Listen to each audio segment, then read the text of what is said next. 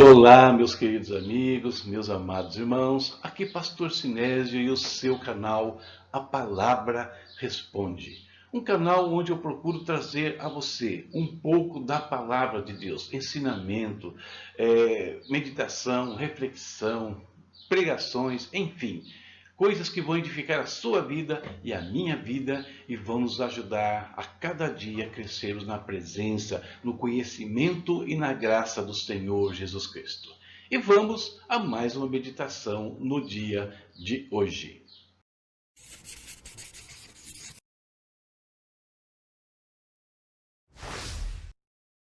Esta semana eu vou basear nossas reflexões na primeira epístola de Pedro.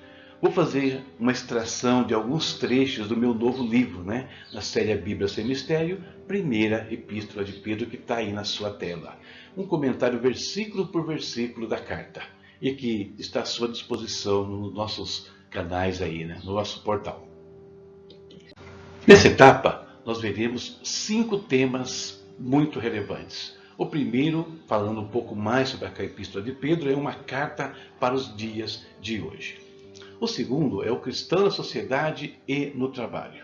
O terceiro, o exemplo de Cristo.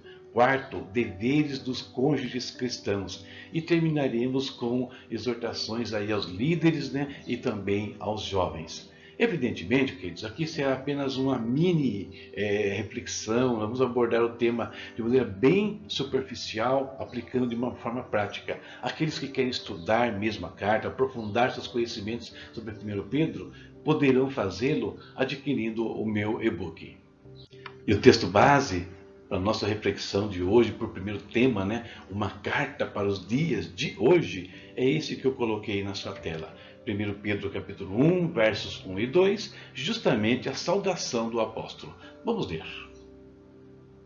Pedro, apóstolo de Jesus Cristo, aos eleitos de Deus, peregrinos dispersos no Ponto, na Galácia, na Capadócia, na província da Ásia e na Bitínia, escolhidos de acordo com o pré-conhecimento de Deus Pai, pela obra santificadora do Espírito, para a obediência a Jesus Cristo e a aspersão do seu sangue, graça e paz lhes sejam multiplicadas. Epístola de Pedro, queridos, dentro do cânon do Novo Testamento, elas são chamadas de epístolas gerais ou epístolas católicas. E nesse grupo ainda estão aqui no caso, Hebreus, Tiago, 2 Pedro, e 1º, 2º, 3º João e também Judas.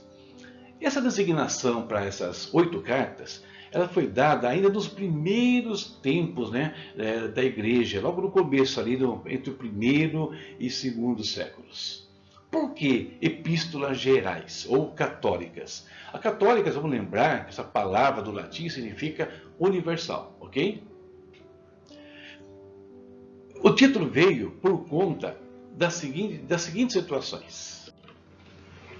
Primeiro, porque elas foram endereçadas aos cristãos em geral. Essa é a primeira característica. E mesmo quando essa característica não está presente, elas não foram escritas pelo apóstolo Paulo, que é o outro grande grupo de epístolas do Novo Testamento.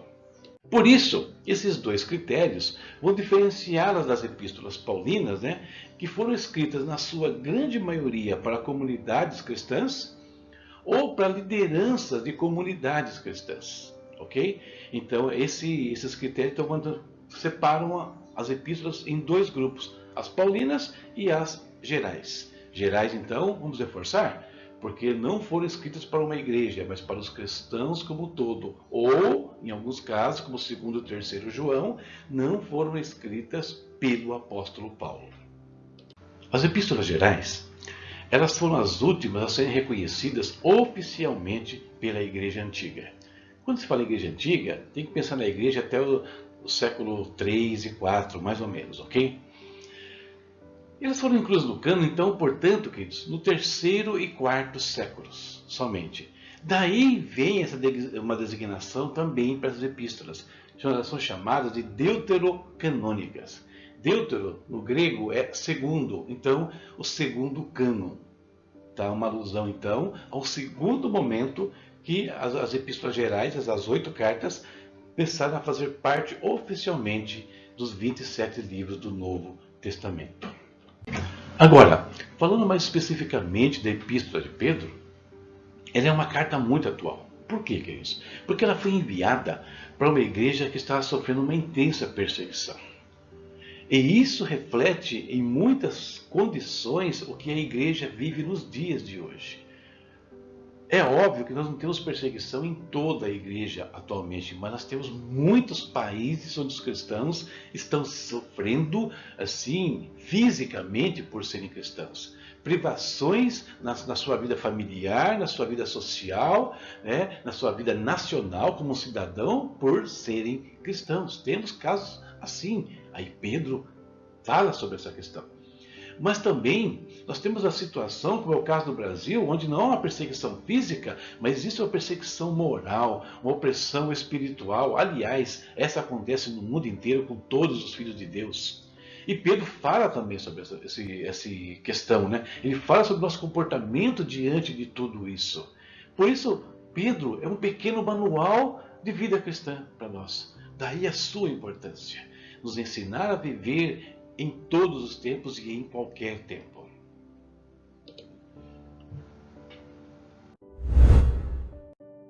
A primeira epístola do apóstolo ainda revela um homem preocupado com a conduta cristã.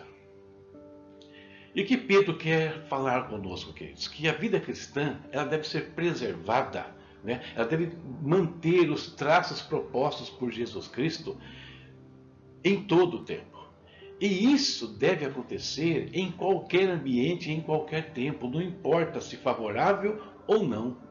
O apóstolo evidencia a grandeza e a graça que nós recebemos de Deus. E ainda fala da revelação futura acerca de tudo que nós havemos de receber. Afinal, nós sabemos que a vida cristã ela é um processo. Nós estamos vivendo hoje nesse mundo, mas nós não somos desse mundo. Nós esperamos um reino eterno.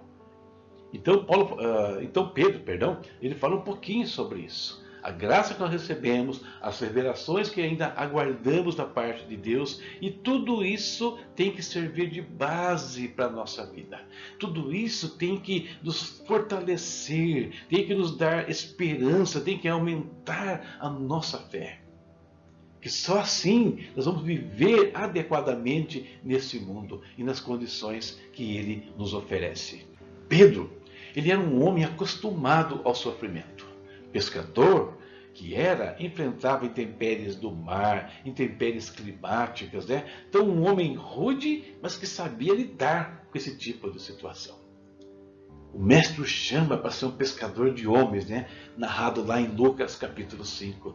E aí Pedro vai ver um outro lado da adversidade. Não a física, mas a espiritual, aquela que é religiosa, aquela que ele sofre por servir a Deus. E por conta de tudo isso, desse quadro, ele pode nos trazer, irmãos, hoje, no meio do que nós estivermos vivendo aqui, uma palavra de conforto, uma palavra de esclarecimento, edificação, exortação. Ele tinha experiência para isso. Por isso que a carta, como eu disse, ela é atual e ela é importante para o nosso dia a dia. No primeiro capítulo, Pedro vai falar algumas coisas, introduzindo o assunto. Ele vai falar um pouquinho sobre a vida cristã, mas a gente percebe que quando ele fala, ele vai embasar isso onde? No povo de Israel. Ele que meio que traça um paralelo, né, com aquilo que os judeus, os israelitas viveram no passado, com o que a igreja vive no presente. Esse paralelismo, quer dizer, é muito comum, né? Nós estamos acostumados já a ouvir sobre isso. Falar que nós somos, por exemplo, o Israel de Deus, né? Muitos falam isso. A igreja, o Israel de Deus. Eu vejo um pouquinho diferente. Eu vejo que existe só um povo de Deus que viveu fases diferentes. E que o nosso Deus, didaticamente, né, agindo para facilitar a nossa vida, As coisas que aconteceram com Israel no passado também agora se replicam na igreja. Só que num outro plano. Israel aconteceu nesse mundo. A igreja está eivada de verdades espirituais, falando de um reino futuro, não de uma Canaã terrestre. E essa comparação, ela facilita a nossa compreensão daquilo que Deus quer nos falar por meio do apóstolo nessa carta. Fica muito mais simples, né? Vamos dizer assim. Pedro quer nos passar a seguinte mensagem: nós somos uma raça estrangeira, abençoada com a graça de Deus. Como foi o povo de Israel lá no Egito? Uma raça estrangeira, oprimida, que recebeu a graça do Senhor e o Senhor vai libertá-los daquela situação. E Pedro fala que nós devemos demonstrar essa condição especial de uma forma abnegada, de uma forma desprendida desse mundo, porque ele é um mundo adverso. Pedro ainda fala que nós devemos fazer isso abandonando tudo aquilo que nós aprendemos no passado. A nossa maneira antiga de viver tem que ficar para trás. E no lugar dessa coisa antiga vem uma nova realidade baseada nos 2 grandes mandamentos que Jesus falou. Amarás ao Senhor teu Deus, né, de toda a tua alma, de todo o teu coração, com todo o teu entendimento. E o segundo mandamento, amarás ao teu próximo como a ti mesmo. Essa é a nova realidade que nós vivemos. É sobre isso que Pedro quer nos falar. Uma raça estrangeira que tem novas premissas, novos valores de vida. E com isso nós fechamos esse primeiro dia aqui falando sobre a primeira epístola de Pedro. É hora de nós falarmos com o nosso Deus. Afinal, uma boa meditação, um bom devocional, como você sabe, ele tem a meditação da palavra e ele tem também a oração. Querido Deus, em nome de Jesus, nós te bendizemos, Senhor, mais um dia, Pai. Senhor, como eu tenho te falado, Deus, tenho expressado aqui diante dos meus irmãos. Eu sou grato a Ti, Pai, cada dia pela vida, cada dia pela proteção, pela provisão, Senhor. E como é bom a cada instante poder estar aqui, diante do Senhor, diante deles, Pai, que são os meus amados, que são aqueles que estarão comigo, Pai, na herança eterna que nós estamos vendo Pedro falar sobre ela aqui. Quero agradecer a Deus por esse amor que o Senhor manifestou para conosco, por amor que nos resgatou, Pai, de uma maneira de viver vazia e fútil, Senhor querido, que tem que ser deixada para trás, como o teu apóstolo está falando hoje aqui. Pedimos, Pai, esteja conosco, seja com a minha casa, com a minha vida, com a família. O mesmo eu peço em relação aos meus irmãos que participam desse devocional.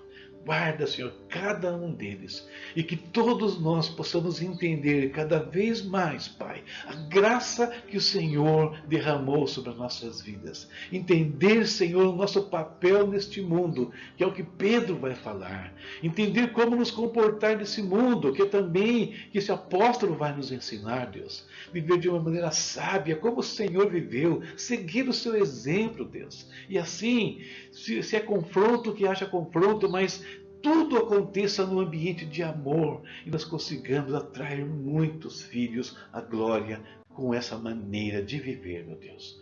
Muito obrigado por esse dia, Senhor. Eu oro por todos, ó Deus, que o Senhor visite cada lar, visita, Senhor, na enfermidade, visita, Senhor, Pai, na carência de recursos, visita, Senhor, onde existe estabilidade emocional, Pai. Traz refrigério do Teu Santo Espírito, meu Deus.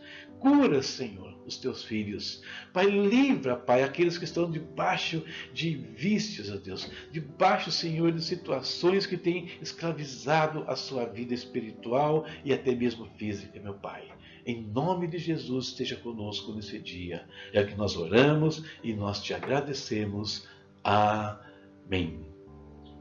Amém. Terminamos a nossa reflexão e vamos aí, temos algumas coisinhas que eu gostaria de falar com vocês ainda e são importantes, né, para o nosso ministério, importantes para a nossa interatividade. Nessa tela você vê os nossos canais de comunicação. Tá? Fale conosco pelo YouTube, pelo nosso portal, pelo Facebook, envie perguntas e dúvidas, envie até seus pedidos de oração, de repente. Quer um pedido que nós oremos aqui por algo específico? Pode mandar. Posta aqui e nós vamos interceder por aquilo que você precisa. Em nome de Jesus. Aí na sua tela você está vendo uma parte dos livros digitais que eu tenho publicado. São mais de 30 títulos, com um custo bem baixo aí, a partir de R$ 3,90, chegando no máximo a R$ 20.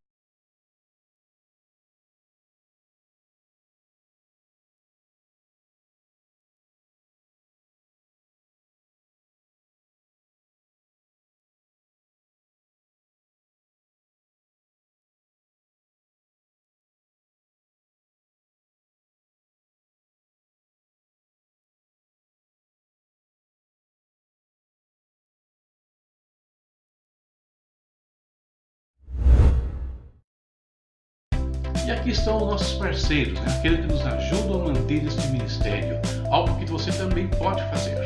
E quem são eles? VNC Studio, Mono Brown e Ebenezer Contabilidade. Trabalhos aí de estúdio, produções que você precise, né, para o estúdio, para um vídeo, uma mídia, um logo e coisas desse tipo. Mono Brown, browns deliciosos, né, variados. E a Ebenezer, que é o parceiro de contabilidade para você e para a sua empresa. Os links estão aí na tela. Verifique e veja como os nossos parceiros também podem ajudar você e muito.